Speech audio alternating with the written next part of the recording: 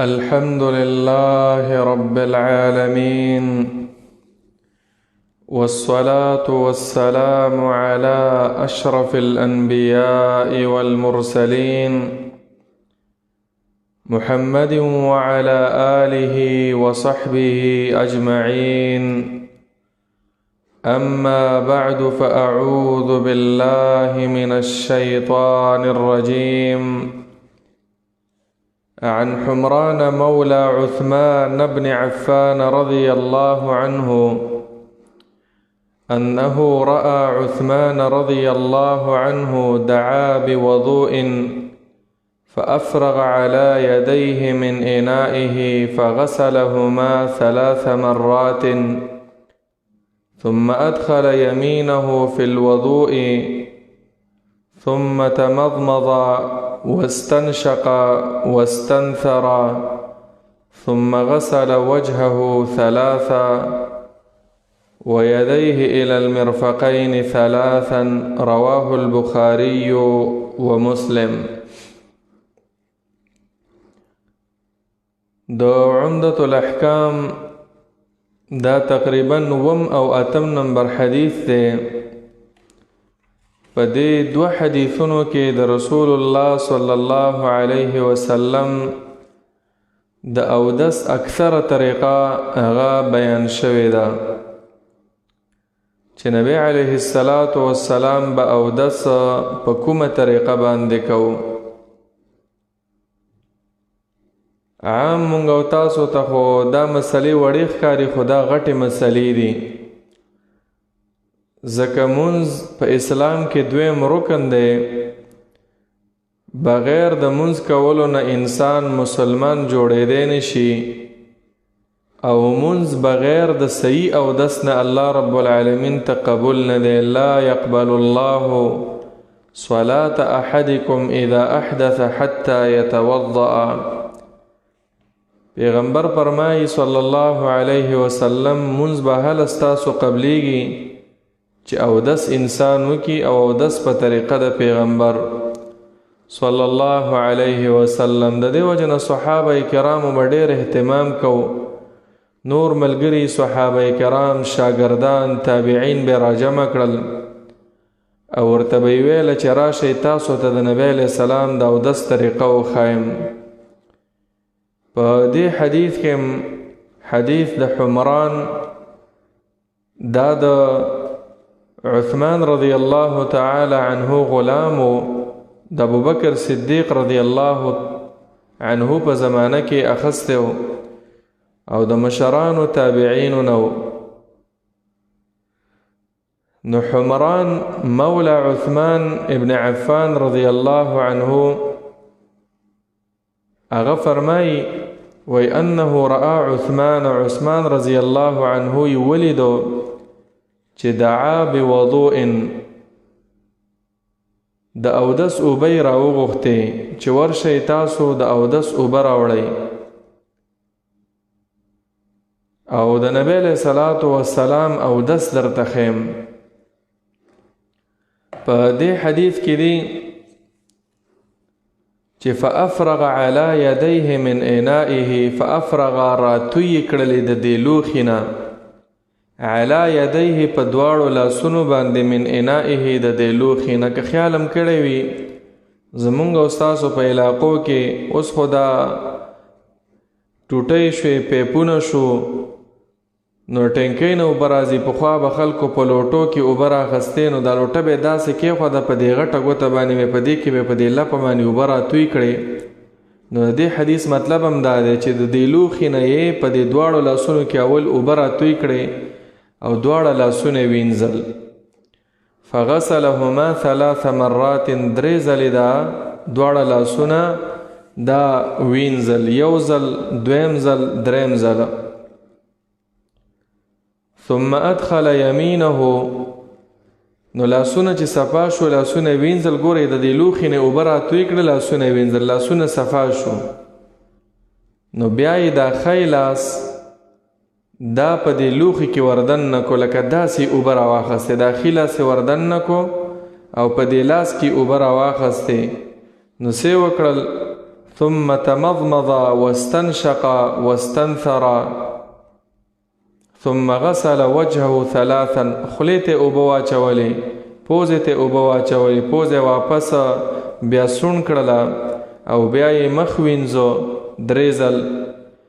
ويديه الى المرفقين ثلاثا د مخ د وینځلو نه وروستو بیا یې دا اول خلاص او بیا ګس لاس تر د سنګلو پورې چې دا سنګل یې پکې وینځلې 3 ځل بیا ثم مسح برأسه بی په ټول سر باندې مسح وکړله ثم غسل کلتا رجلیه بیا یې خپې وینځلې دواړه ګورئ په دې حدیث کې بیا یې ویله ثم قال رأيت رسول الله صلى الله عليه وسلم رأيت النبي صلى الله عليه وسلم ما نبی علیہ الصلاة والسلام لیدلو یتوضأ نحو وضوء هذا چې نبی علیہ السلام داسې زما پشان اودس وکړو یعنی دا ما چې کوم اودس تاسو ته وکړو دا هوبهو د رسول الله صلی الله علیه وسلم اودس ما د هغه نه یاد کړی او بیا نبی علیہ السلام ویله من توضأ نحو وضوء هذا ثم صلى ركعتين لا يحدث فيهما نفسه چا چې زما پشان اودس وکړو او بیا یې 2 رکعات یو نفل منځ وکړو لا يحدث فيهما نفسه چې د ځان سره پکې وسوسې سوچونه د دنیا نه کول غفر له ما تقدم من ذنبه دته به الله رب العالمین تیر شوي ګناهونه ټول معاف کړي هم دې ته ورته حدیث د عبد الله ابن زید رضی الله عنه د دې عمدة الاحکام عمرو ابن یحیی المازنی فرمایي هغه د خپل پلار یحیی نه روایت کوي شهدت عمرو ابن ابي حسن د عمرو ابن ابي حسن خواله لاړم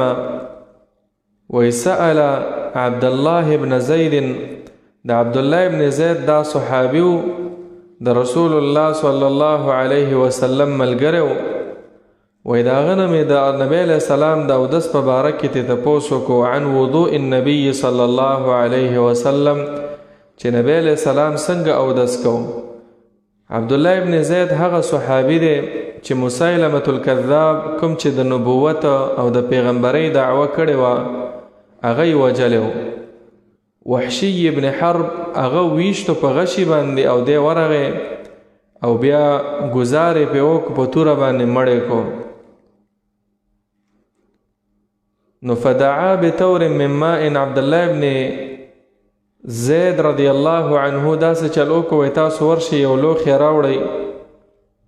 تور هغه لوښي ته وایي چې خلک پکې اوبه څښي لکه جیګ شو پخوا لوټه شوه ورشئ اوبه راوړئ فتوضأ لهم وضوء النبي صلی الله علیه وسلم دوی ته اودس وکړو د نبی علیہ السلام د اودس په شان نو فاکفأ علی یدیه من التور مغشان مخکې حدیث په شان دی چې په لاس کې اوبه د دې لوښي نه راتوی کړې په دواړو لاسونو باندې دواړه لاسونه وینځل فغسل یدیه 3 ځل ثم ادخل يده بیای خیلاس هغه په دې لوښي کې په التور داخل کو فمضمض واستنشق واستنثر 3 ب3 غرفات نو بیای پوزې ته خولې ته پوزې ته اوبه واچولې او پوزې سون کړه 3 ځل په 3 لپو باندې ثم ادخل يده بیای په دې لوښي کې لاس وردننه کو فغسل وجهه 3 ځلې مخ وینځو ثم ادخل يده بیای لاس لوښي کې دننه کو فغسل یدیه 2 ځلې دا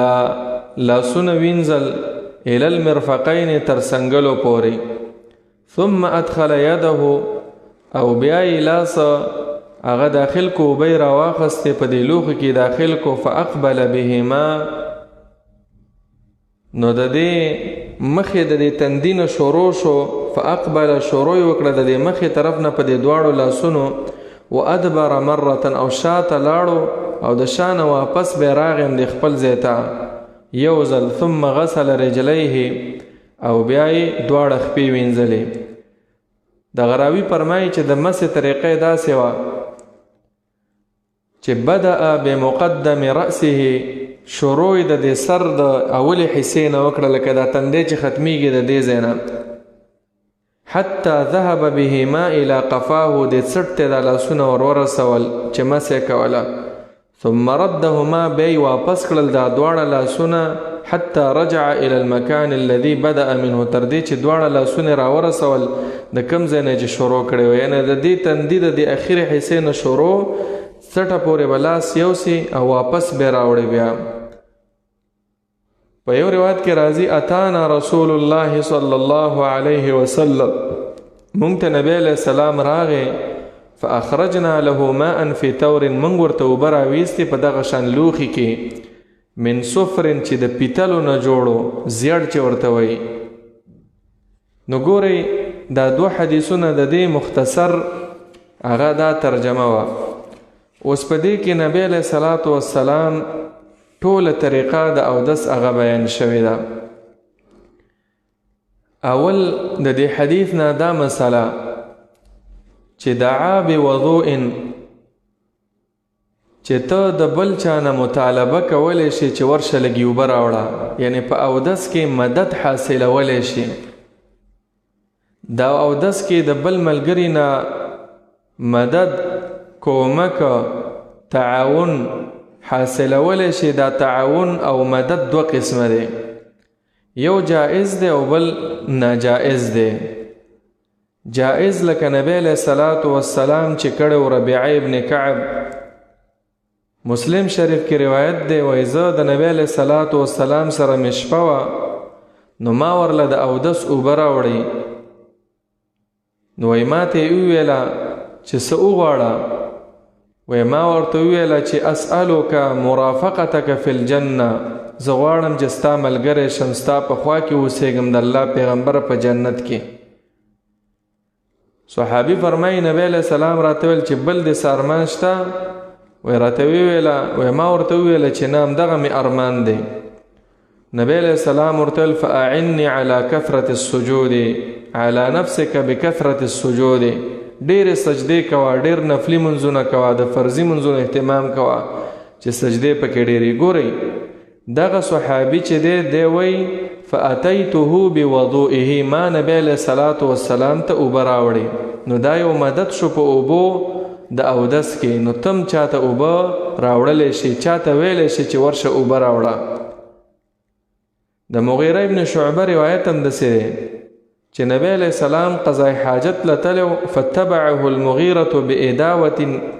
فيها ماء مغیره رضی الله عنه سره شاته ورغی وروسته چې کله نبی علیہ السلام فارغ شو نو ده ورله اوبه وړې وې او چې نبی علیہ السلام اودس کو فصب علیه مغیره رضی الله عنه به ورته اوبه اچولې نو داسې مدد کول د یو بل سره په اودس کې نو دا جائز ده یو داسې دی چې د اودس ته له ټول بل څوک لکه مخ دی دا سولول غواړي لاس دی دام په اوبو باندې داسې مګل غواړي او ته وایې چې دام ماله ته وینځه نو دا بیا ناجایز دا مکروه کار دی که انسان بیمار وي مجبوره وي ته ورله بیا دغه شان اودس کولی شي نو خلاصه د طریقې دا شو چې اول به لاسونه وینځي تر مړوندونو پورې بې پس د هغې نه خولې او پوزې ته اوبه اچول دې معنې مخکې احادیث تیر شوي چې نبی علیه السلام فرمایي اذا توضأ احدکم کله چې یو کس په تاسو کې اودس کوي د بخاري او د مسلم حدیث دی فلیجعل فی انفه ماء په پوزه کې د اوبه واچوي په روایت د ابو داود کې راځي اذا توضأت فمضمض خولې ته اوبه اچوه پوزې ته اوبه اچول دا ضروری دی که یو سړی خولې او پوزې ته اوبه نه اچوي او ډایرکټ مخ وینځي دا اودس د ده نه کېږي ځکه دا د سنت طریقې د رسول الله صلی الله علیه وسلم اودس دا نه دی نبی علیہ السلام په امر کړی دی د دې حدیثونو دا معلومیږي چې نبی علیہ الصلاة والسلام با خولې او پوزې ته چې اوبه اچولې په ښي لاس باندې به اچولې مونږ او تاسو عموما داسې کوو خولې ته اوبه واچو بیا چې دی پوزې ته مونږ په ګس لاس باندې اوبه اچو نه په ګس لاس اوبه به پوزې ته نه اچوې، پوزې ته به هم په ښي لاس باندې. البته سونډ کول د پوزې دا بیا په ګس لاس باندې دي. حدیث د علی رضی الله عنه دی په سننو کې چې ونثر بيده اليسرى، پوزې په ګس لاس باندې سون کړله. وی نبی علیہ السلام به داسې کول. او پوزې او خولې ته په ښي لاس باندې اوبه اچول دا سنت طریقه ده. خو دلته دی حدیث کې دی چې واستنشقه، پوزې ته عام مونږ او تاسو چې اوبه اچو اسې اوبه واچول همدې کو، خو ګوره دا مطلب نه دی پوزې ته اوبه اچول خو دا اوبه پکې کش کول. واستنشقه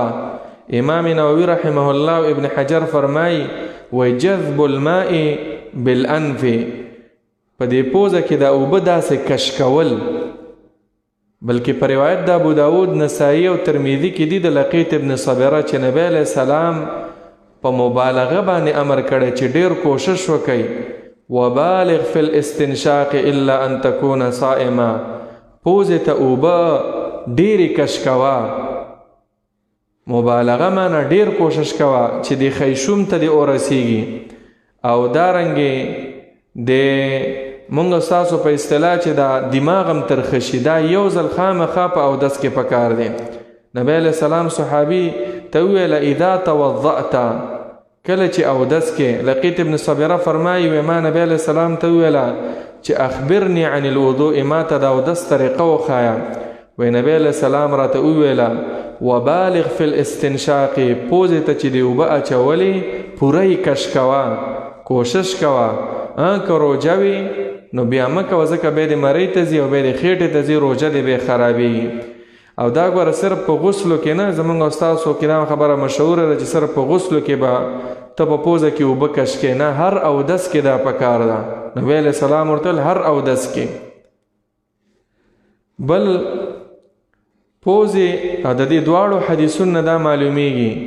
دواړه د بخاري او د مسلم حدیثونه دي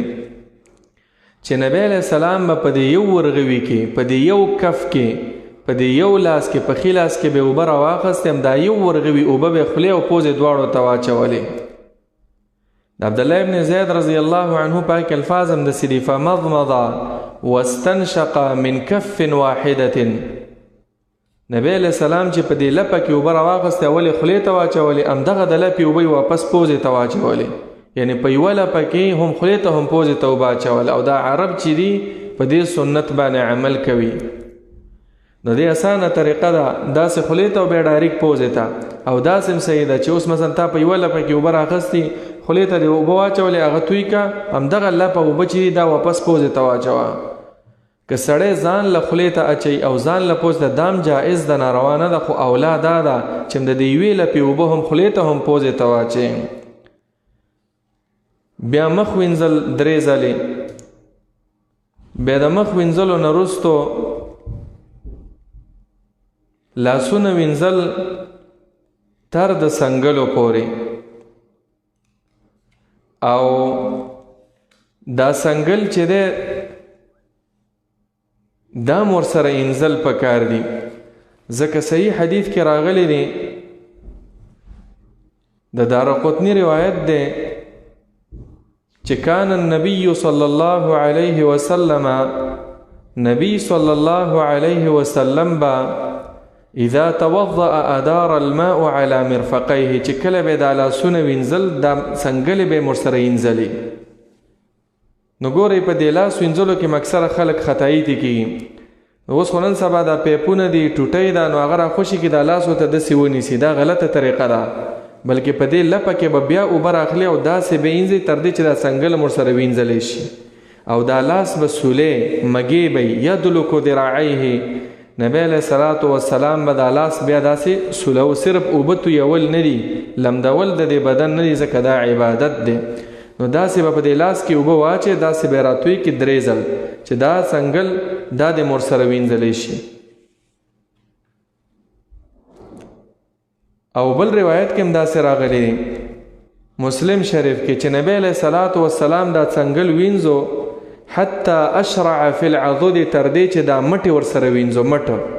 د تخرګ نه لاندې او د څنګل نه پورته.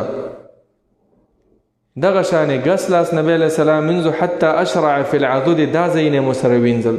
نو د دې دواړو حدیثونو نه دا معلومیږي چې نبی علیه الصلاة والسلام چې به لاس وینځو په اودس کې نو څنګل به ورسره وینځل. بې پس د هغې نه د مسحې چې نبی علیه السلام مسح وکړه فمسح رأسه، د مسح تفصیلي طریقه هغه همدغه ده چې کومه د عبدالله ابن زید رضی الله عنه حدیث د بخاری او مسلم چې بدأ بمقدم رأسه، اسی صرف معمولی دغه باندې کې اول به اوبه راواخلي، اوبه چې د راواخستې په لاس کې د دواړه لاسونه دا به پې ومږي، بیا به همداسې د دې ځای نه به شروع شي د څټ ته به ورسېږي، واپس د دې څټ نه به راشي د خپل تندي ته د سر مسحه، او ورسره د غوږونو مسحه هغه د عبدالله ابن عمر رضی الله عنه په روایت کې راغلی ابو داود کې چې ثم مسح برأسه په سر مسح وکړله وادخل اصبعيه السباحتين، او دا دوه ګوتې نه دي سباحه چې تسبیح پې ویلی کېږي، مونږ او تاسو ته کنزلمارې وي او عربو به ورته سبابه ویله،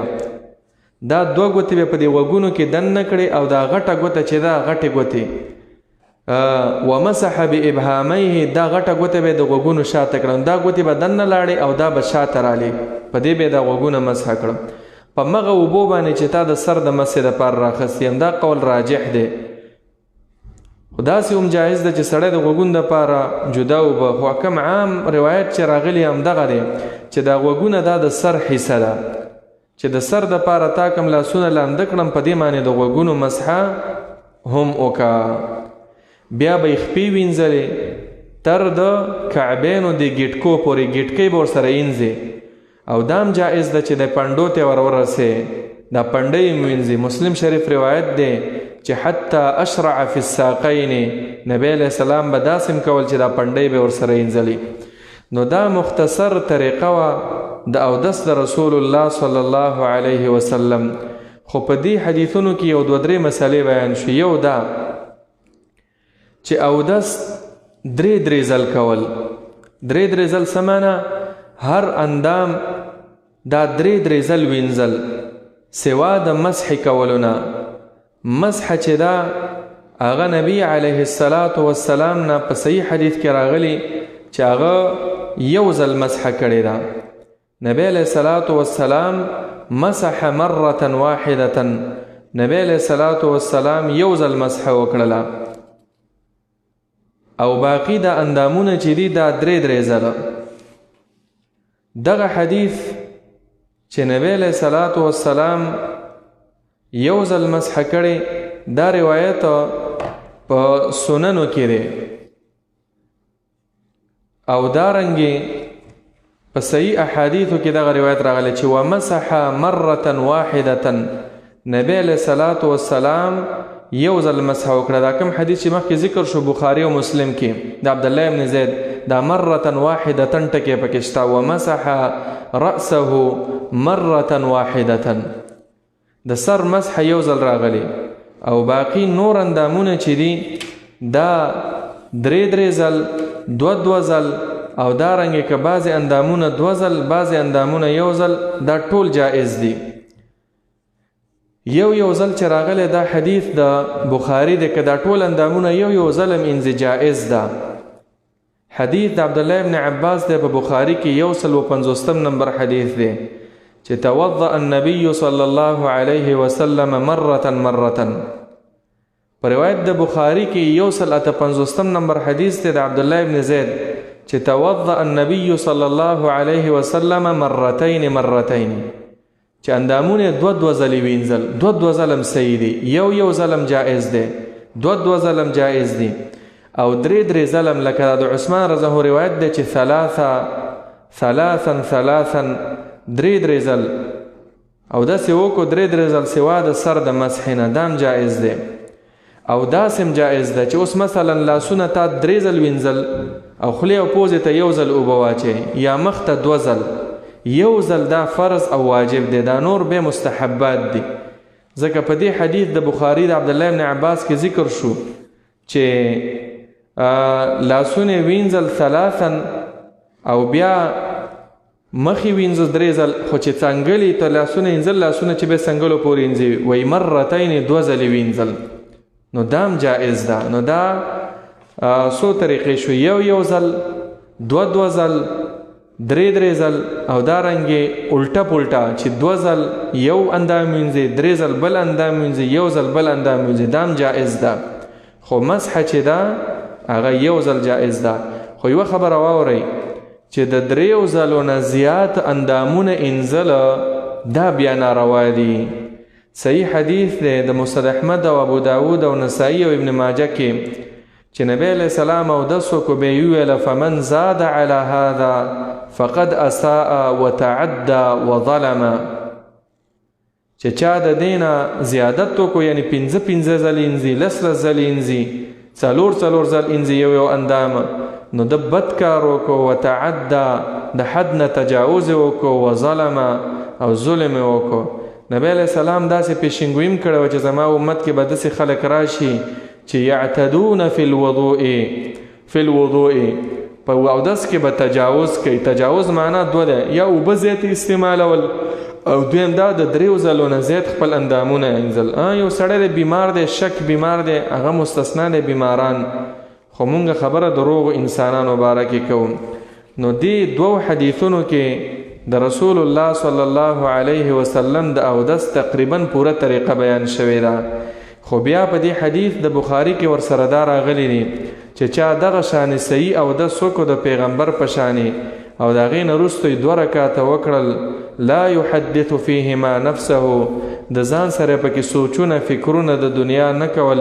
بالکل په توجه سره یې مونځ کو، په معنا د مونځ کې سوچ او فکر و. نو دغه انسان د پاره بدله څه شی ده؟ بدله دا ده چې غفر له ما تقدم من ذنبه، تیر شوي ګناهونه به معاف شي. او چې یو سړی په مونځ کې د دنیا سوچونه کوي، د دنیا فکرونه کوي، دا مونځ یې وشو، مونځګزار ورته ویلی کېږي، خو د الله په وړاندې دا قبلیږي به نه،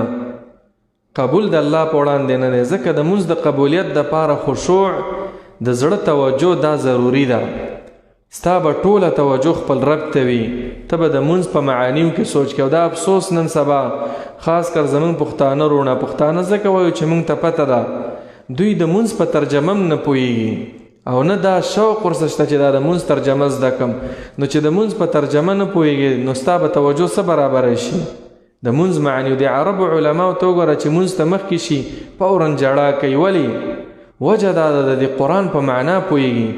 نو مونږ لم پکار د اقلا دونه ترجمه خو زده کو چې دا مونځ پیس کولی شو. ځکه نبی علیہ السلام فرمایي، ابو داود نسائی کې حدیث ته یو سړی به سلام وګرځوي د مونځ نه، ان الرجل لا ينصرف وما كتب له الا 10 صلاته، او د ده دپاره به 10مه حصه لیکلی شوي وي، چا دپاره به 9 9مه حصه، چا دپاره به 8مه حصه، چا دپاره به 9مه حصه، سدسها، خمسها، ربعها، ثلثها. ولی بقدر د توجه به دته اجر میلاویږي. مون صرف کته کېدل پورته کېدل نه دي. قد افلح المؤمنون، الله فرمایي هغه مؤمنان کامیاب دي چې فی صلاة الذین هم فی صلاتهم خاشعون، چې منځونه په توجه سره کوي، په خشوع او په خضوع سره کوي. نو دا مختصر طریقه د رسول الله صلی الله علیه وسلم د اودس هغه په دې کې بیان شوی. او دې سره دا خبره یو ځای کوي چې د اودس نه وروسته دعا ویل، اشهد ان لا اله الا الله وحده لا شریک له له الملک وله الحمد وهو على كل شيء قدیر. چا چې دا دعا نبی علیہ السلام فرمایي د اودس نه وروسته وویله، فتحت له 8 ابواب الجنه دخل ایها شاء، که د جنت 8 وړه دروازې به ورته کولاو شي، چې په کومه دروازه دی غواړي هغه به ورته کولاوي چې دی ورنوځي جنت ته. نو دا دعا ورسره ویل پکار دي. د اودس په شروع کې بسم الله ویل پکار دي. د مسواک استعمال دا خارجي آداب دي رستو راځي، خو هغه ډیره طریقه د اودس هم په دې 2 حدیثونو د بخاري او د مسلم کې بیان شوی. د الله رب العالمین دې زمونږ او ستاسو اودسونه د پیغمبر په طریقه وګرځي، او رب العالمین دې زمونږ او ستاسو شوق پیدا کړي چې د رسول الله صلی الله علیه وسلم احادیث هغه زده کو، په هغې باندې عمل وکړو. آمین